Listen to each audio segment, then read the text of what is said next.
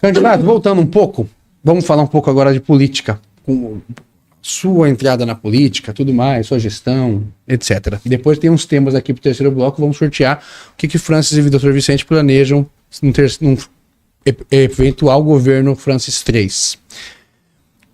O senhor, quando era jovem, estava montando suas empresas, etc. O senhor gostava de política ou não? Sempre gostei de política, né? Eu sempre fui líder, né? Na época de estudante, eu sempre fui presidente, né? Da turma, da classe. Depois, quando mudamos para Mirassol, eu fui presidente do grupo de jovem Jumirca, né? Por várias vezes. Então, sempre que exerci essa liderança também com a juventude, na igreja, fui presidente da igreja lá em Mirassol. Então, sempre, já na vida empresarial, né, também fui presidente do conselho da Aço Honda, que é a Associação dos Revendedores Honda, né, sempre fiz parte da diretoria, enfim, várias diretorias, sindicato rural lá de Mirassol, do Rotary, enfim. Então, todas as entidades, todas as instituições, eu sempre fui líder disso. E, em função disso, né, você acaba se aproximando, né, com a política, você acaba tendo este viés político. Mas você sempre gostou, sempre acompanhava, assim, eleição de presidente, sempre acompanhava a apuração, essas coisas? Sim, na época, por exemplo, trabalhamos muito para Mirassol ser emancipado, e aí veio as eleições, trabalhava nas eleições, tal. Teve o Ataíde Pereira Leite, né, foi o primeiro prefeito, então trabalhamos para ele foi o vereador, foi mais votado, foi presidente da Câmara, assumiu a prefeitura inicialmente, antes de Samuel Greve ter assumido. Depois teve o Edivaldo Paiva, pai da Alessandra. Pai da Alessandra Castilho, isso? Pai da Alessandra Castilho, hoje né? É a mãe dela. Uhum. Então, ajudei ele muito na prefeitura, ia com ele para Cuiabá. Quantas e quantas vezes as pessoas me chamavam de prefeito, né, nas secretarias em Cuiabá, e eu falava, não, o prefeito é ele, é o Edivaldo. Mas você foi secretário dele? Não, só ajudava, era o voluntário ajudando, indo com ele para o governo, indo nas secretarias, enfim, para conseguir as obras para Mirassol. E por inúmeras vezes as pessoas, né, achavam que eu era o prefeito, porque eu que tomava a frente, eu que falava, eu que pedia, enfim, né, os projetos, tudo. Então, a política sempre esteve presente em mim. E aqui em casa, quando cheguei, as pessoas também foram fazendo aí meu nome para ser prefeito. Eu cheguei em Cáceres em que ano? Eu vim para Cáceres em 98. 98. 98. Perfeito. E o Zata, né, foi o meu grande mentor político. Da rádio, né? Da Rádio Clube. Foi o meu grande mentor político, que me lançou na política aqui em Cáceres. Né? Então, certo. Vou falar aqui de um bastidor. O senhor disputa a eleição de 2012. 2008, reeleição do Ricardo Henry. Ricardo se reelege e Túlio Fontes assume o mandato. O Ricardo Henry tem um registro cassado. Essa eleição de 2008, o senhor já tinha um comentário na cidade. Eu lembro que eu estudava no CEAF e lá já se falava do Francis da Cometa disputar a eleição. Em 2008 teve esse bastidor e não deu certo por quê? Eu conversei, né, com o deputado federal, o Pedro, que é o irmão do Ricardo. Pedro Henry. Uhum. E aí ele, né, conversamos muito, falei, Pedro, é muito mais fácil comigo que com o seu irmão, né? Mas, enfim, ele optou pelo irmão dele, né, de lançar o irmão dele, e apoiei ele na época. O Ricardo, né, na época, apoiei o Ricardo. Eu achava que era o melhor para cá na época. E aí ele perdeu.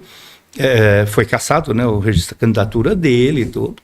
E aí, então, assumiu o Túlio, que também colaborei, que também dei várias sugestões, que também participei, que também apoiei ele, inclusive para deputado estadual também, apoiei ele para deputado estadual. Antes de 2008, 2004, 2000, que o senhor já estava aqui, participou de alguma eleição? Ou não, ficou neutro? Aí eu tinha recém-chegado, não tinha ainda essa influência. O senhor, o primeiro partido que o senhor filiou foi o MDB? MDB. O senhor se filiou em que ano? Foi no ano de 2012 mesmo? 2012. Sim, porque tinha esse bastidor antes do senhor disputar em 2008, mas não consolidou. Eu não estava filiado. Uhum, certo. Então foi... 2012, eu ia chamar o senhor de deputado. Candidato. 2012, quem é que te chamou para entrar na política? Foi o Zatter? Exato. Ele mais alguém? O senhor lembra bem desse dia? O Zacarquim, Walter Zacarquim, também foi um grande incentivador, né, para que eu também entrasse, enfim. Teve várias pessoas, né, que me apoiaram, enfim. Como que a sua família reagiu? Não aceitou, né? A minha família não gosta de política porque...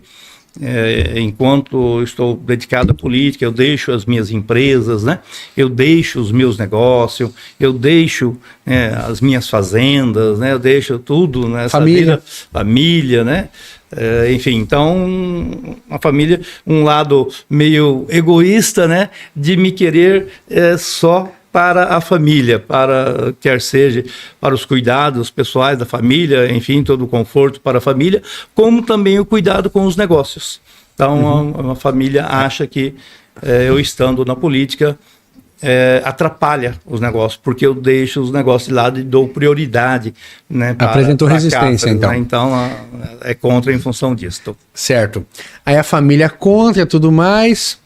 Quando o Zatter e os Zacarquim te convidam, o senhor pede um tempo para pensar? Como é que o senhor... Sim, porque na época, né, 82% da população não me conheciam, né? 82% da população não tinham me visto, não me conheciam. Eu sabia que tinha o Francis da Cometa, mas nunca tinham me visto, nunca tinham conversado comigo. Conheciam a Cometa, né? A Cometa, e o proprietário era o Francis. O Francis da Cometa, todo mundo sabia que existia um Francis da Cometa, só que não conhecia pessoalmente. Andava na rua, ninguém sabia que eu era o Francis da Cometa. Aí, aí você decide disputar a eleição 2012, Dr. Leonardo, na pré-campanha, 70%, 60% nas pesquisas de opinião.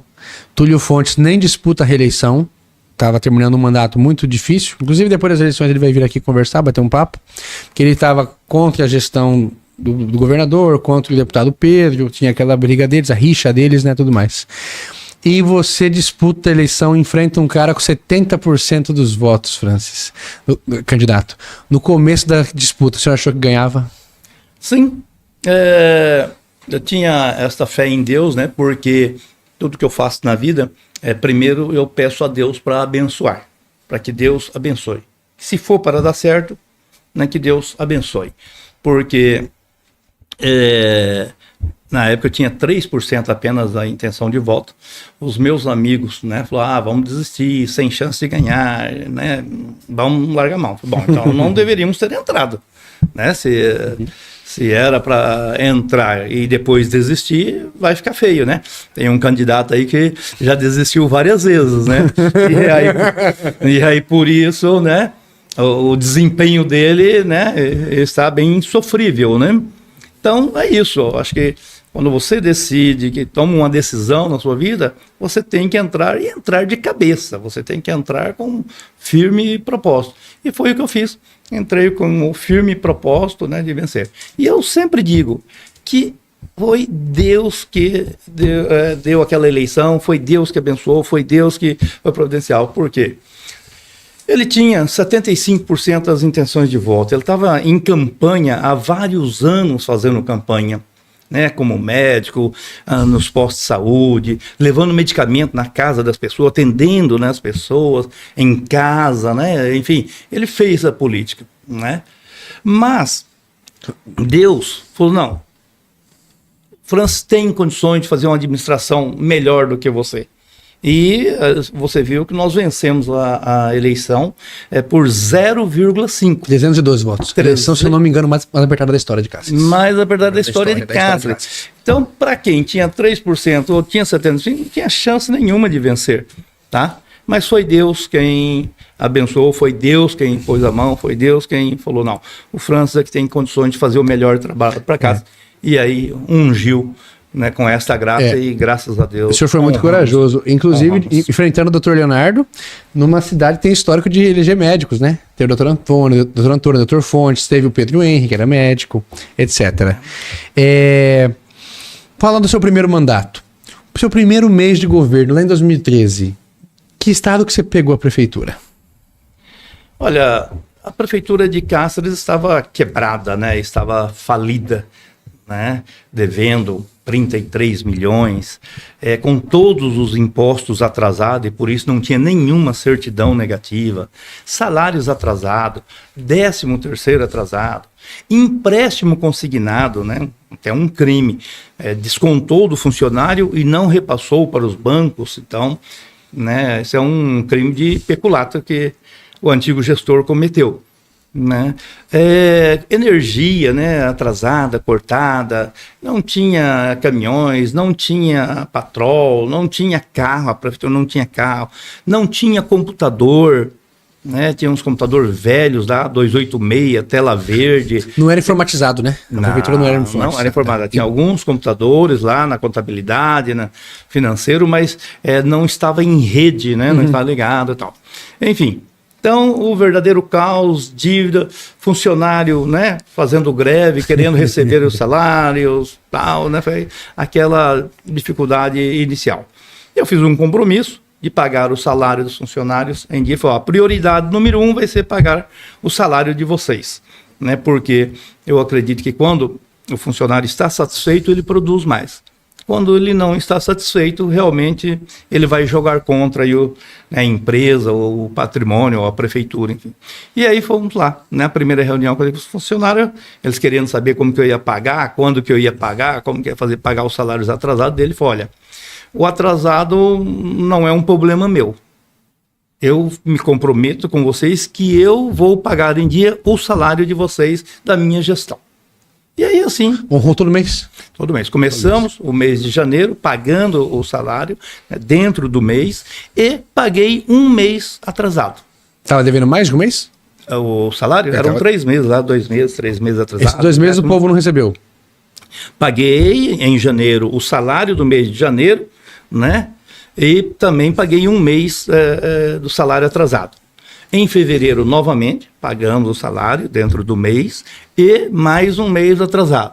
Em março, novamente, pagamos o salário de março e também um mês atrasado. Depois, em abril, o salário de abril mais o 13º que estava atrasado também. Então, enfim, liquidamos a dívida com os funcionários. Foi a primeira dívida liquidada, foi a do salário dos funcionários. O senhor tomou posse, o senhor enxugou a máquina, reduziu secretarias? Sim, com certeza. De quanto para quanto, o senhor lembra?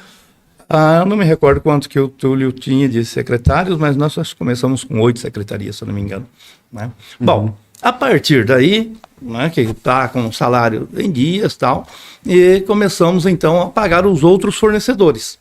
Aí começamos a pagar os impostos, que era poder fazer convênio com o governo do estado, começamos a pagar fornecedores que senão não vendiam mais para a prefeitura não tinha crédito, eu comprava no meu nome, eu falava, se a prefeitura não pagar, eu pago.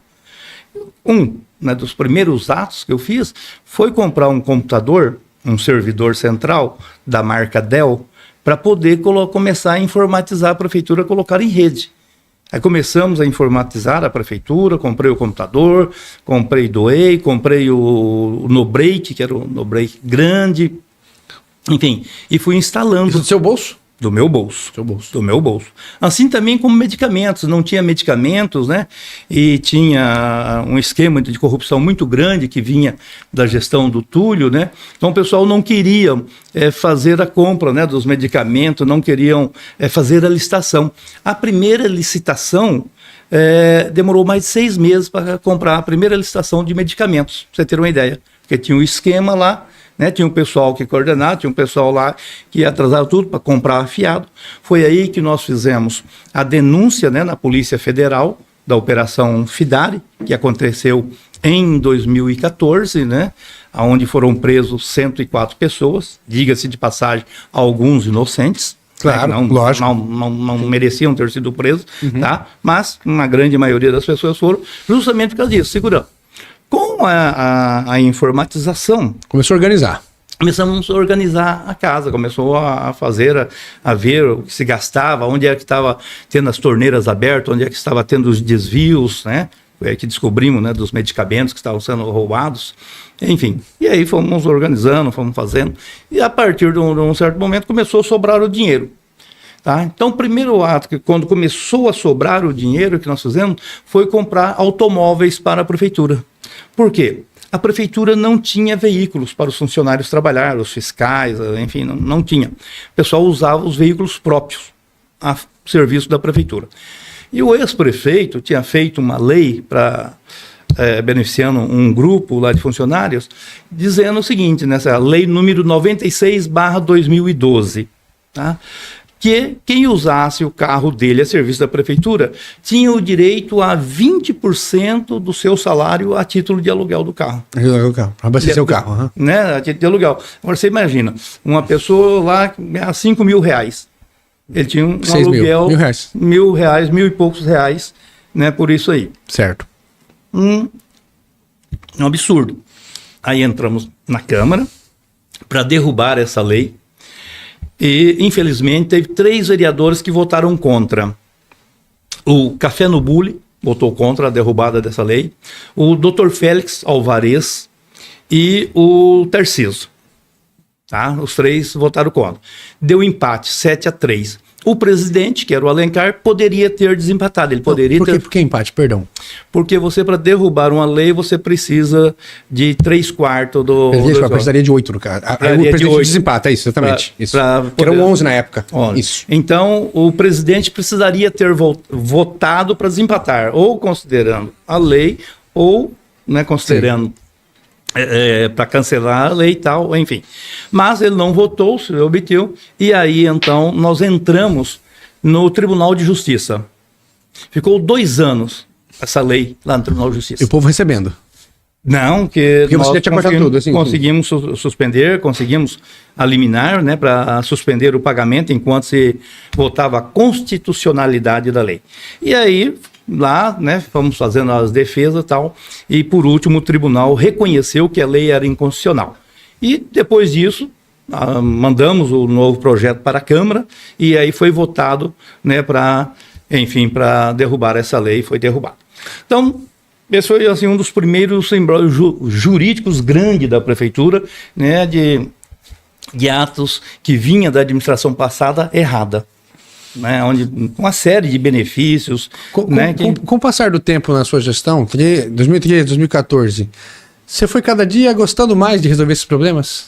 Ah, sim, esse para mim é um desafio, né? Desafio é tudo na minha vida, né? Quando tem um desafio aí, realmente eu vou para cima e para mim me motiva, desafio me motiva. Então, fomos comprando os veículos, fiz um decreto proibindo o funcionário de usar os carros dele, certo? Para ninguém ter desculpa de entrar na justiça depois. Eu usei o carro, tinha uma lei, dá 20%, eu quero receber, então fazemos um decreto proibindo, e aí compramos os carros. Logo depois, começamos a comprar os maquinários. Aí compramos caminhões, né, foram 10 caminhões, né, trocados, nós compramos tudo zero, depois compramos 2 carretas, compramos 5 patrol novas, compramos pá carregadeira, retroescavadeira, PCs, aí compramos mais veículos, né? Nós deixamos uma frota aí de mais de 50 veículos na prefeitura, ambulâncias, ônibus, são mais de 80 ônibus escolares e ônibus para o transporte paciente, né, para levar para Cuiabá, ônibus para a Secretaria de Assistência Social, para o transporte dos idosos, para, né, os encontros que os idosos tinham. Enfim, ônibus para o esporte, né? Então fomos equipando, fomos deixando a prefeitura equipada, e hoje a prefeitura de Castro, né, quando nós saímos, nós deixamos ela 100% informatizada e 100% digitalizada. Certo, deixa eu fazer uma pergunta para o senhor, que pediram para me perguntar para o senhor isso. Pode ficar à vontade. Em 2012, quando o senhor se elege, o senhor escolhe a Eliane Liberato de vice. Em 2016, reedita a chapa. Quando o senhor reedita em 2016, você estava preparando ela para ser sua sucessora? O senhor estava com essa preparação? Sim, eu apoiei ela até o último dia, né, das convenções para lançar o nome. Foi aí que ela me traiu, né, porque tinha, quando foi para a reeleição, o Túlio Fontes não queria ela, o Júlio Parreira não queria ela. Eu fui lá, na casa do Túlio lá, e eles me pediram para ela não ser a vice, para tirar ela, né? Dr. Leonardo foi um dos que pediu para ficar ela, né? Ele conta isso aqui. Não me recordo se pediu para ela ficar. Eu sei que o Túlio e o Júlio Parreira pediram para tirar, e outras pessoas também pediram, né? Para trocar. E tal. Enfim. E aí, né, fomos construindo, fomos fazer trabalho em todas as inaugurações, eu dava a palavra para ela em todas as ocasiões, né, que eu estava presente, só quem tem direito de falar era eu, mas mesmo assim eu quebrava o protocolo e deixava ela falar, enfim, lançando ela, até no último momento, que estava combinado, nós tínhamos acertado, que o vice seria do PSDB. Isso, só pra gente entender. 2020, a 20 ou 19, a prefeita, na época, vice, não, mas ela migrou pro PSB em 2019, né? 2019. Isso, um ano antes ela migra pro PSB, e o combinado de vocês, de acordo com o senhor, é que o PSDB indica o vice, seu partido. Sim. Era o Paulo Donizete. Não necessariamente o Paulo Donizete, né? O que tinha de combinado é que teria, como tanto eu como ela éramos do PSDB, então combinamos que o vice seria do PSDB. Ficou acertado entre nós, tá? E, para minha surpresa, né, no último dia, né, que eu descobri que ela já tinha escolhido, né, o Odenilson, e não falou nada comigo. A traição dela comigo, né, o nosso rompimento, foi em função dela ter não me falado, olha, escolhi um outro vice, ele vai financiar a campanha, o deputado Moreto falou que ele vai, né, financiar a campanha, então, né, vamos aqui, né, você tem alguma coisa contra o Denilson? Não tenho nada contra o Denilson, né?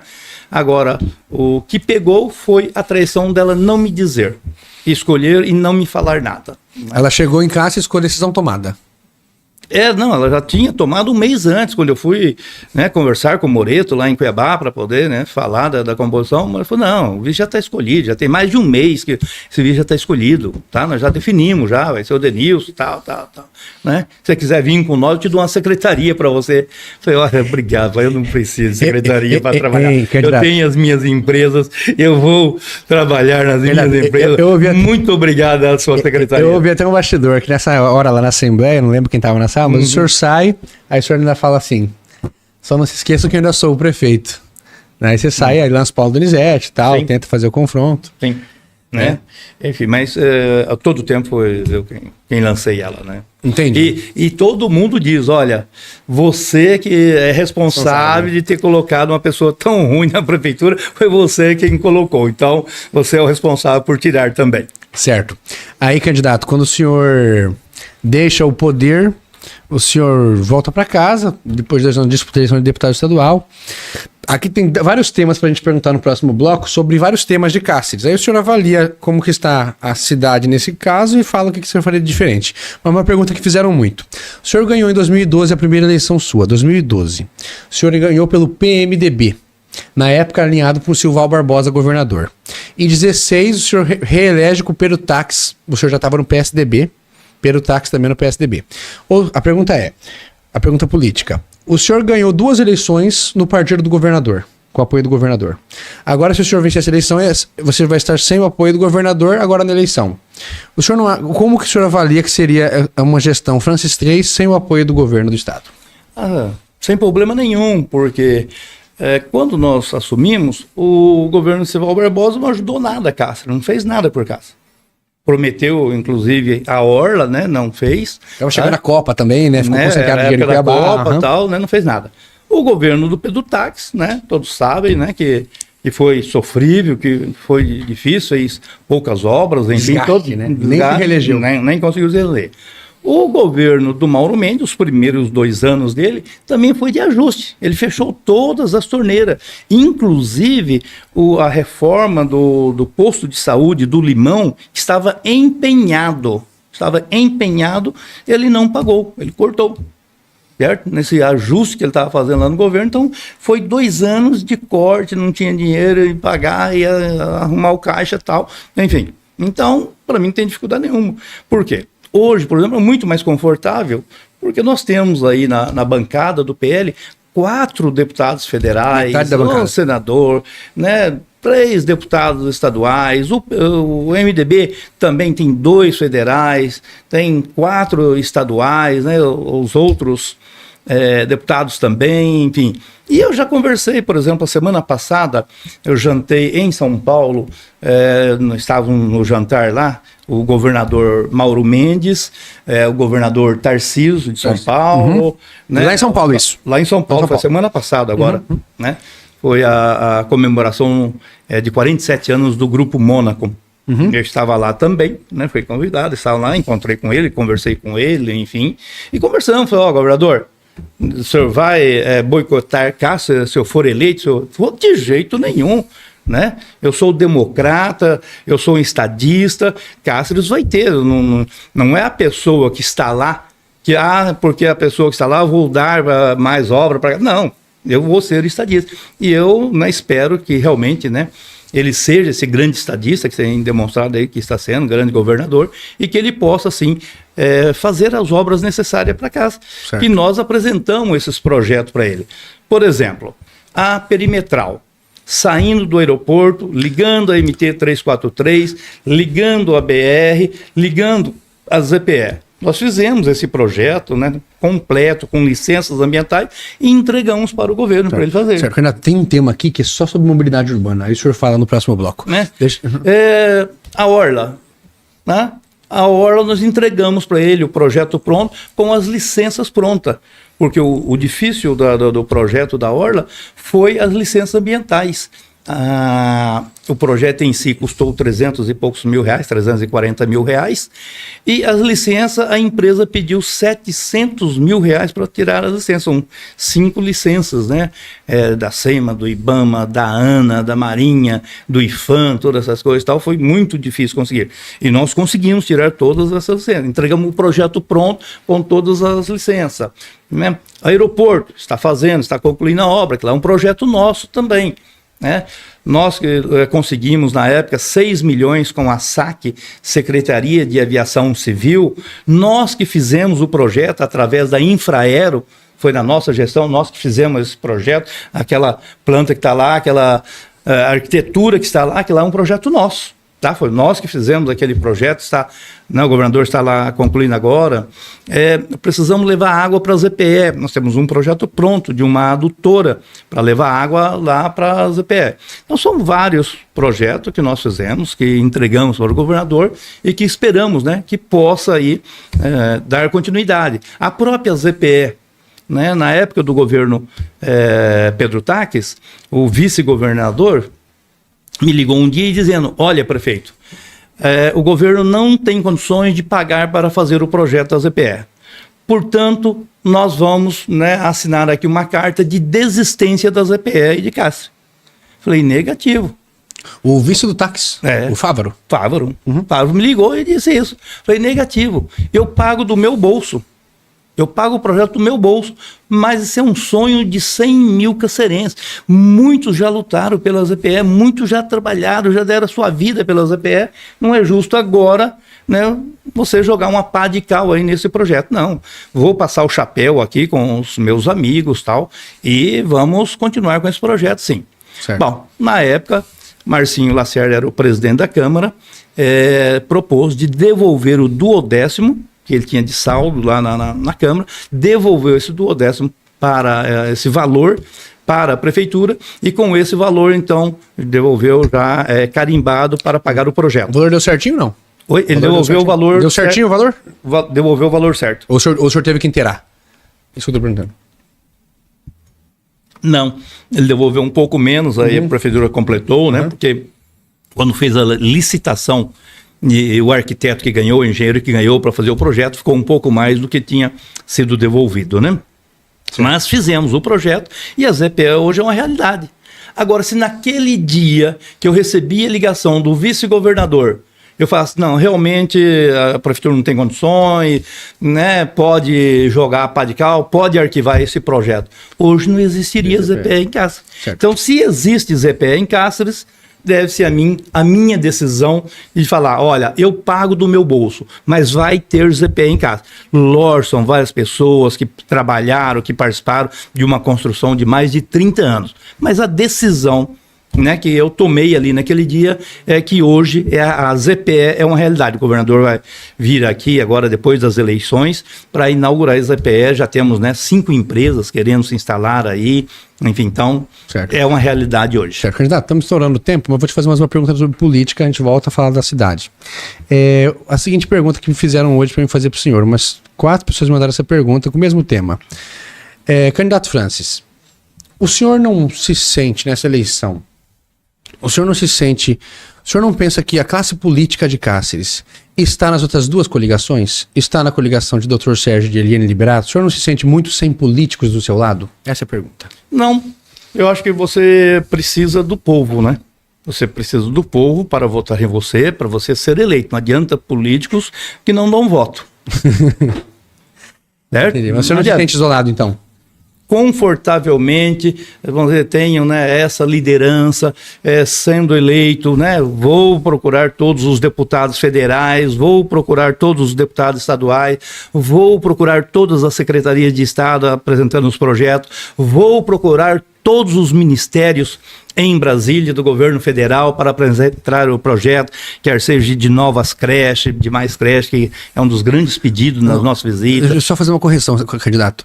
Quando as pessoas perguntam nesse sentido, quer dizer os políticos de Cáceres, se o senhor não sente falta deles ao seu lado. Não, porque para você administrar a prefeitura, né, você tem que tomar decisões, você precisa ter atitudes. Né? Então, vou tomar atitude sim, vou atrás de coisa, e lógico, né, que esta parte política de Cáceres virão comigo, porque todos querem o crescimento de Cáceres. Você é contra o crescimento de Cáceres? Não.